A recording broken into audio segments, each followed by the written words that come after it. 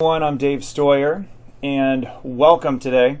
Let's talk a little bit about the meal plans in general. So anytime we're going through a program, one of the most important things is to understand how the food groups, right, whether we're talking about fiber or protein or fats, how have those things been put together? Is it affordable? Is it something we can do? If you're a busy, crazy individual at home, you got all these kids you're running around chasing, is it something you're going to find time to be able to go and find those ingredients and make them, right? And then lastly, are people going to like the way they taste? Are they going to be meals that you're willing to eat? So that's the way in which we looked at the design or the meal plans themselves.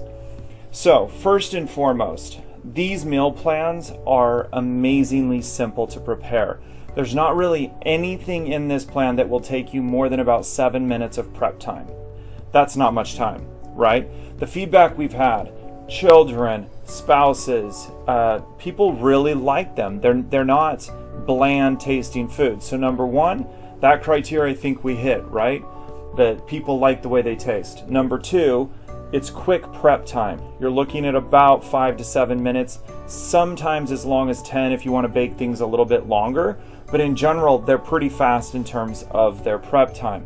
We don't want you guessing, meaning when you go through this, you need to follow the shopping list. You need to go through this inventory of stuff, right? So you're going to go through and we're going to literally spell out for you do you need a whole cucumber? Are you going to need 2 tomatoes? Are you going to need a cup of XYZ, non-fat, whatever, right? It's all in there. All right. Most important, with this plan, please do not stress about counting the calories that go into these food groups. We've done that for you. Your objective is to follow the protocol. Live it. If you do that, you're going to find great results. The next thing which is important about this, we designed the foods specifically around affordability. They're micronutrient containing foods, meaning there are certain types of foods that have more magnesium or calciums or coppers than others. You may have 2 foods that are both appearing to be quite healthy, right? You have 2 different versions of an organic whatever, and you look at it and say, well, gee whiz, maybe I should have been trying XYZ. Well, we've chosen foods based on their micronutrient content, so you don't have to stress about that.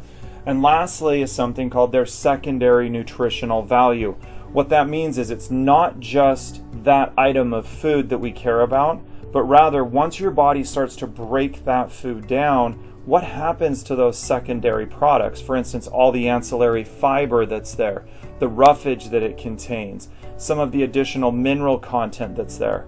So it's not just that we selected a sweet potato, for instance, for the fact that it has a high fiber content or that it has a low glycemic index type, right? See what I'm saying?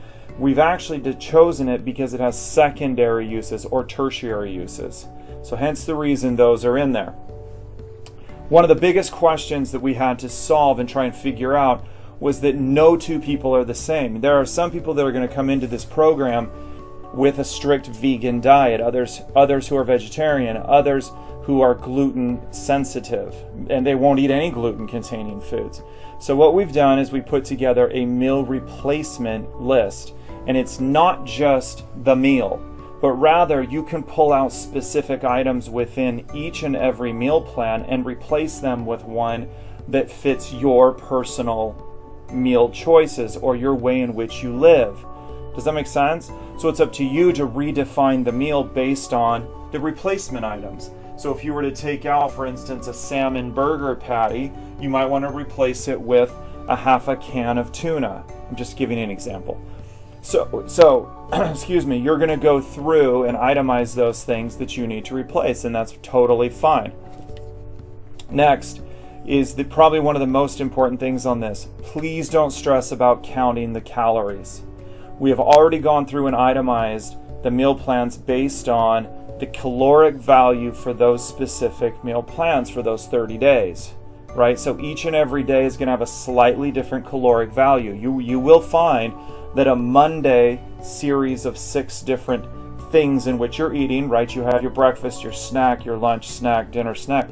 as you go through and eat those, you may find that Monday's caloric value is higher than Tuesday's, or it's higher than Wednesday's. That's totally designed that way. The key for you is just to follow it. So do not stress about counting calories. That is going to come into something where those people who want to be a little bit more aggressive, so some people are going to establish goals that are more aggressive than others. Let's once again use the goal of weight, for instance. So if someone comes in and says, I want to lose 5 pounds in 30 days, they're most likely going to choose to follow the Surge Plan protocol, meaning the meals that are written in the Surge Plan process. But if someone has a goal of losing 15 to 20 pounds in the month, and they feel comfortable following the meal plan, you may want to follow the Surge Plan Extreme process. They're both laid out simply for you.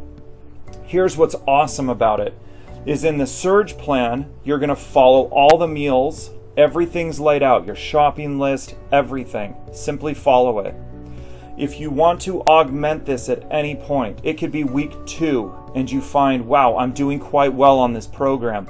I did the 4 days of bone broth cleanse. I'm feeling excellent. I think I could step my game up a little bit. No problem whatsoever. Switch right over to the Surge Plan Extreme version of the meal plans. Here's what's awesome. The food list and the food items are specifically the same. The micronutrients are critical.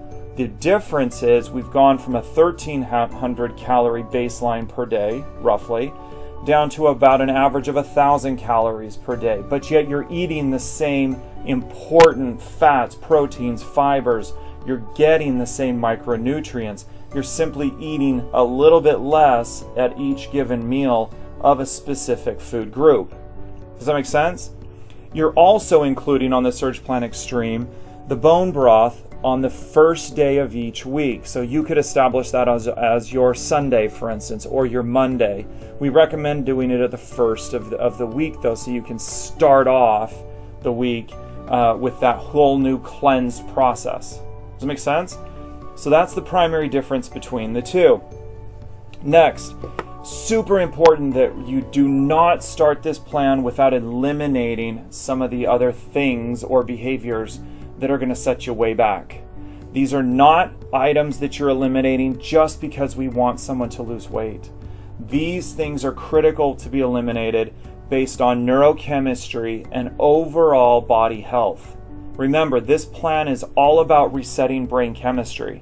It's your noodle, it's this structure here that's going to be controlling your adrenal function. It controls your metabolism. It's what's controlling every single aspect of this program. If you want to sleep better, we're focusing here. There's no pills, there's no magic solution. We're fixing this. Okay? That's what this is all about. So please remember, you have to be taking out and eliminating as much of this as possible. It's critical. So those are my 2 cents. When you're following along with the meal plans, it is imperative that you also adjunctively add in the supplementation we're referring to. For instance, the appropriate amount of vitamin D that you're taking, the magnesiums, the coppers. Please read the Micronutrient Bible. If you have questions on it, go back to it. Look at how much chromium you should be taking in a day. All of these things really matter. They play a huge role in your production of neurotransmitters, as well as your body's utilization of insulin, storage of glycogen or fats, its utilization of free-floating sugars. It's the production of serotonin in the gut. All of those are completely relegated to the world of micronutrition. Without those micronutrients in place, we cannot functionally kind of live in that space where we feel awesome. That's what this is about. I want you to feel awesome. I do not want you to go in your bathroom, stand on a scale and say, hooray, I feel pretty good about myself, but my scale is telling me I could do better. Well, maybe we can all do better, but please don't use your scale as a guide to overall health. Remember, overall health is what we're going for. I want people to own who they are, be proud of who they are, love the skin you're in, be proud of the fact that you have energy to do something you couldn't do a few weeks ago. All right? That is the power that this program has for you. So jump in, embrace it, have a killer day, and frankly, I want you to look in the mirror and say, I deserve to be awesome. How's that for a summary? All right, you deserve to be awesome. Have a killer day.